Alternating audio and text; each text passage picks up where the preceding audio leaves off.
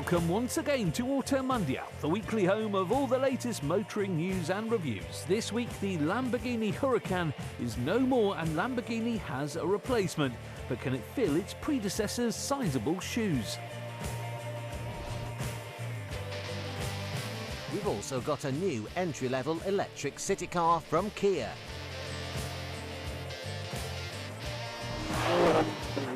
Plus, Germany turns a blind eye to electrification with a pair of sporty coupes for the driving enthusiast. That's all coming up. First though, the news.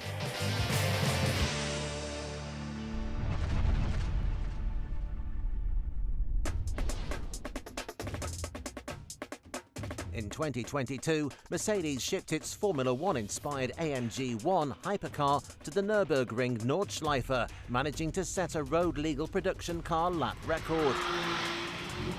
But running its lap in damp, autumnal conditions with subpar grip, the German manufacturer's engineers believed more was in the tank for the hypercar, sharing its 1.6-litre turbocharged V6 with Mercedes' F1 Challenger. Now, some 2 years later, the Mercedes-AMG 1 has outpaced its previous best around the so-called Green Hell, raising the bar by a further 5 seconds to its rivals.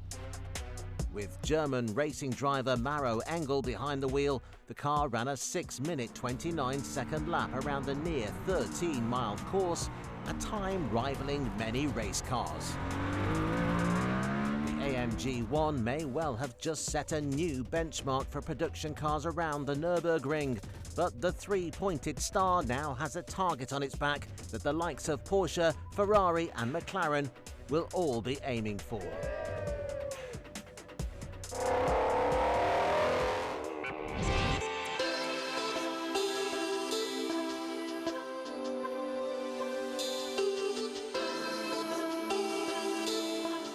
The latest addition to Kia's rapidly growing electric vehicle lineup, the EV3, sits on the more affordable end of the spectrum versus dearer models in the EV6 and EV9. In fact, the latest South Korean EV is available from £33,000 and fits tighter dimensions than its largest stablemates. Though that does not mean the EV3 does not fit in with other electric models in the Kia range. Up front is a sleek and recognisable light design, pairing well with the rounded overall shape. Tall doors do mean the model appears somewhat squashed, but that only gives the EV3 an even more agile appearance from the side. Available under the shell is a choice of 2 batteries, either a standard range 58.3 kilowatt-hour unit or larger 81.4 battery, costing just £3,000 more. In this case, your EV3 in Air trim will manage 372 miles on a single charge, while higher specifications do cut around 25 from that total. Every EV3 comes with 201 brake horsepower to the front wheels, and we see no need for anything more in what is realistically but a city car. It may be small, but the EV3 does appear to waste little space inside. A spacious front pair of seats and large boot may hint at tight rear passenger space.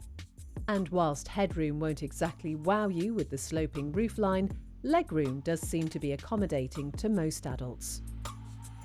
On the whole, the cabin looks nice and clutter-free with its pair of 12.3-inch screens on the dash and smaller display dedicated to climate controls. Take a closer look and you'll notice nice physical buttons, plenty of USB charging ports and a good amount of storage cubbies. We definitely appreciate the Kia's minimalistic yet functional interior, but in a competitive segment, is it really enough?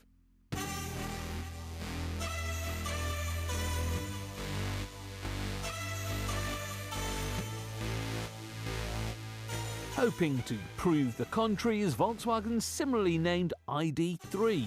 Just like its Asian rival, the VW pairs aerodynamically optimised fuss-free shapes with sleek LED light signatures and interesting wheel design to optimise airflow and, by extension, range.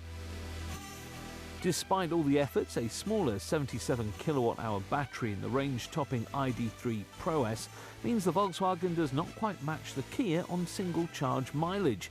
This top edition will cover around 347 miles, whilst the smaller, cheaper edition will manage 266. The German manufacturer's tech does not prove itself superior when charging either, as both the ID.3 and EV3 power to 80% juice in around 30 minutes. Jump inside, and if you didn't enjoy the Kia's clean approach to cabin design, the ID.3's blocky dashboard may well tickle your fancy. Though it doesn't quite do it for us. Precariously perched on the dashboard are a 5.3-inch driver display and a 12.9-inch infotainment touchscreen, whilst a heads-up display is also available. Moreover, a smaller overall design better resembling a traditional hatchback, Volkswagen's entry-level EV gets a smaller boot by almost 100 litres. Now, you won't notice the difference on your weekly shop, but for longer journeys away from home, the equivalent of 2 extra carry-on suitcases might make the difference. Overall, the ID.3 is far from a bad car, but a compilation of minor concerns make justifying its £36,000 price tag. Opt for the battery size you actually want, and that figure rises to £42,000 or £6,000 more than the equivalent Kia, leaving us wondering what you're actually paying for.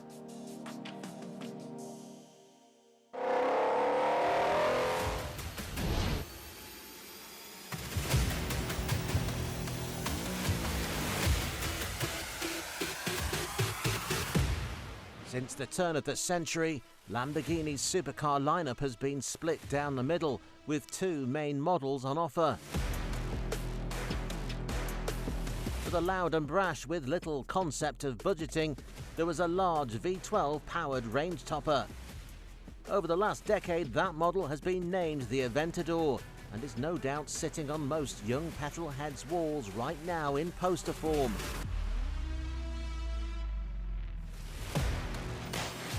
But for the driving enthusiast, the far more manageable and less expensive V10 model, or Baby Lambo, has provided fans of the raging bull with an accessible entry point.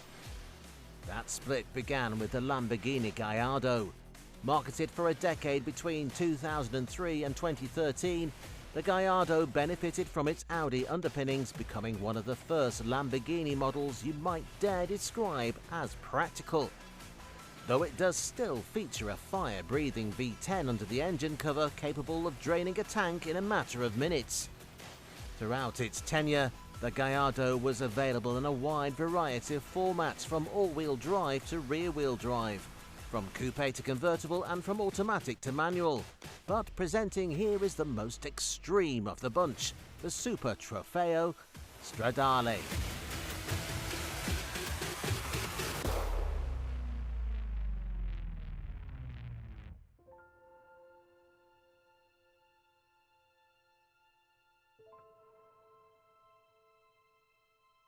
An early send-off, the Stradale marked the beginning of the end of the Gallardo, which soon saw its replacement in 2014, the Lamborghini Huracan.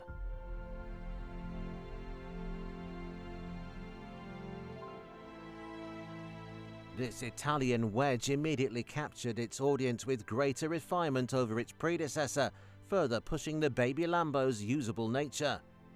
Much like the Gallardo, the latest V10 Lamborghini sat on the same key architecture as the Audi R8 of the time, even sharing the 4-rings 5.2-litre engine, varying between 580 and 640 brake horsepower, depending on your specific model. But as you may be able to tell, it has now been a full decade since the Huracan first hit showrooms around the world, and its time in the spotlight has very much come to an end. As such, a replacement is in order.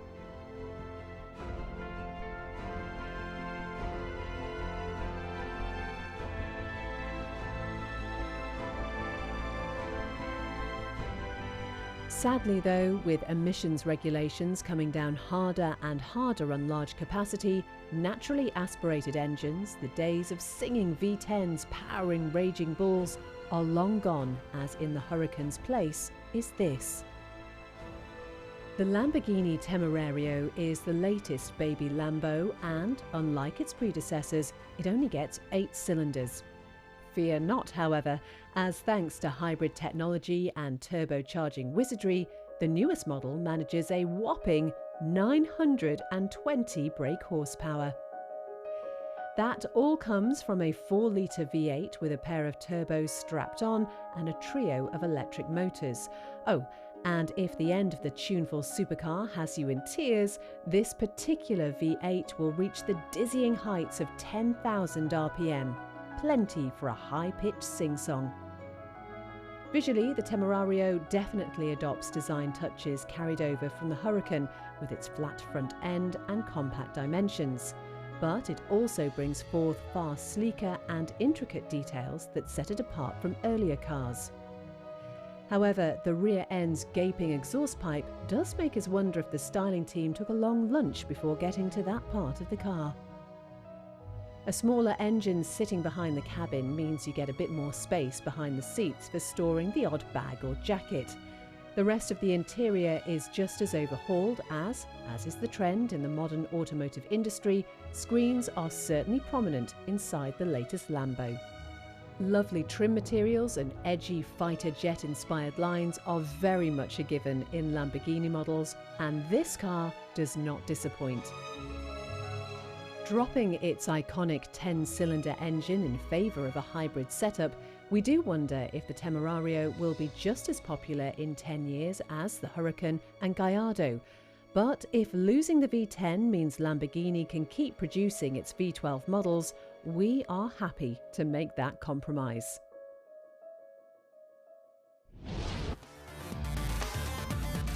After the break, we provide an escape from the grind of the everyday with adventure-ready family cars.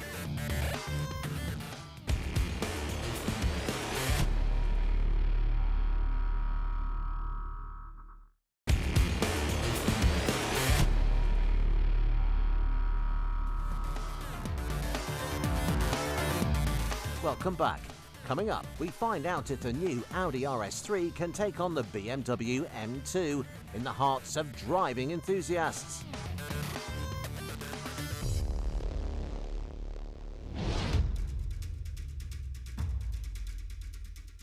Providing an exit from city life and a route into the wilderness, we appreciate the more rugged of SUVs as the enablers that they are.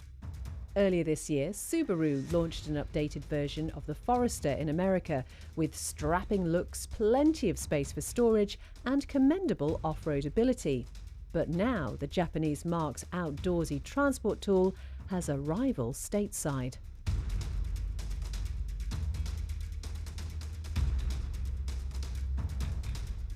This is the GMC Terrain, and as the name suggests, it is very much ready to tackle all sorts of topography. That being said, with its unassuming shape and lack of gimmicky rough details, you wouldn't peg it for an out-of-town activity vehicle. Sure, its 20-inch wheels with deep tread tyres and ground clearance of over 200mm do hint at a car with off-road prowess, but it also fits in with an urban environment.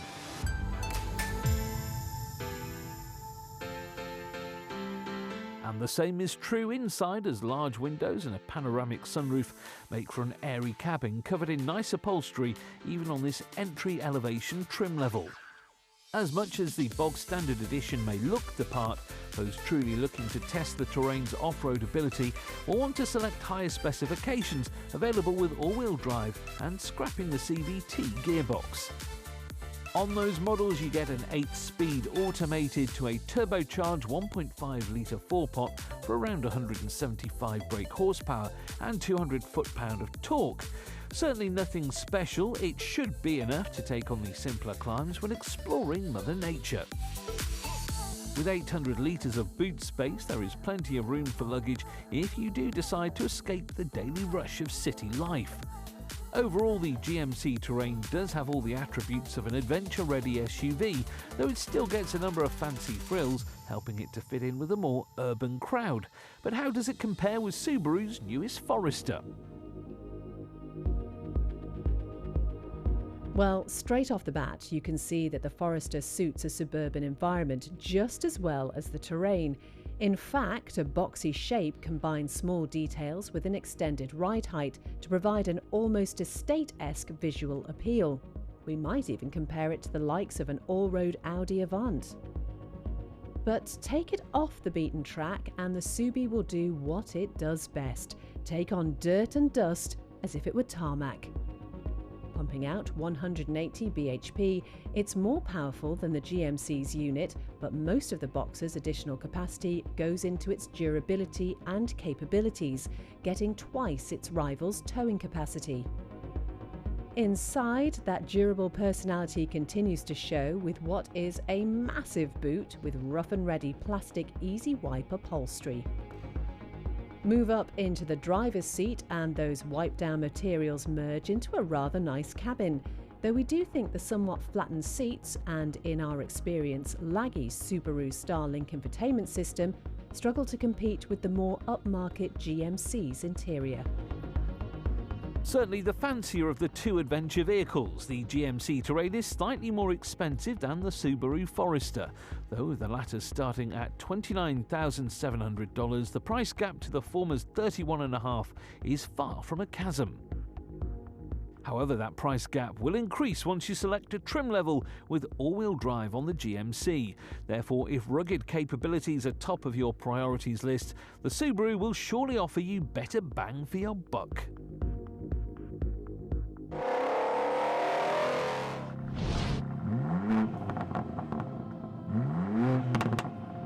Short wheelbase, neutral handling dynamics, playful engine, reactive turning and much more. There are many ways of describing the thrill one experiences behind the wheel of a BMW M2. But ultimately, it's the car's simple formula that makes it such a fun little performance coupe, both on the road and on the track. Rear-wheel drive, over 450 brake horsepower from a twin turbocharged 3-litre straight 6 up front and a 6-speed manual gearbox to shift through in the middle. There isn't much to the M2's recipe on the surface, but it makes for a fantastic driving experience. In its most recent form, the smallest of the M cars adopts far more angular and boxy design elements than its predecessor. The front end in particular appears extremely purposeful and wide. There are wide cooling grills and bold wheel arches. Oh, and thank you BMW for giving us at least one M car with a regular kidney grille.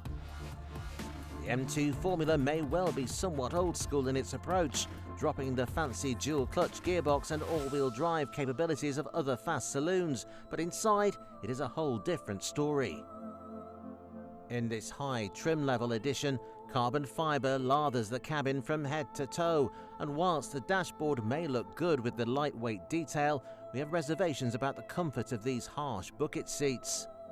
Suspension, engine, driver assistance and steering feel are all adjustable via the various knobs, and the large dual display on the dash is controlled via a rather glitzy dial on the centre console.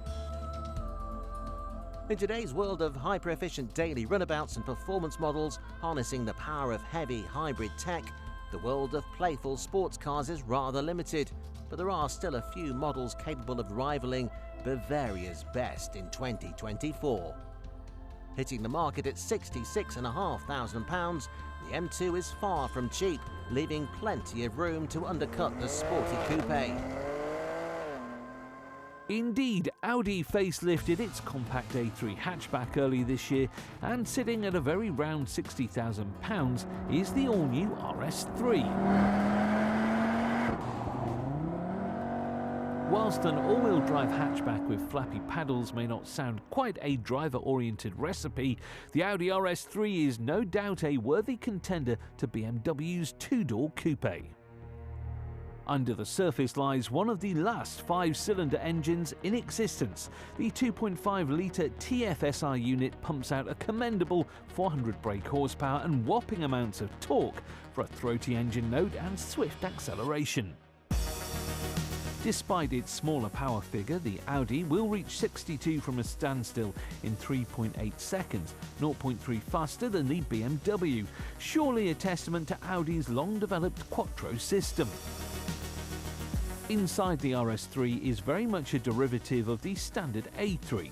However, a squared-off steering wheel with sporty mode selection buttons, as well as redesigned infotainment screen graphics for a sporty feel, help to set the top-of-the-range car apart.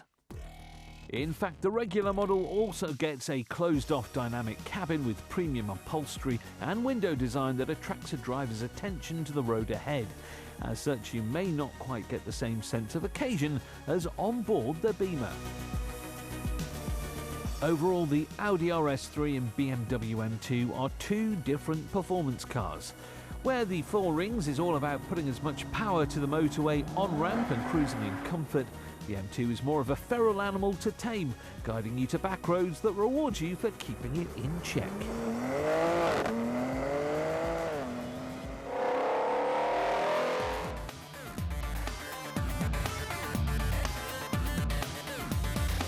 Sadly, that's all the driving-based fun we have time for in this episode, but do tune in next week when a rejuvenated Pininfarina attempts to give driving enthusiasts something to look forward to in the EV age.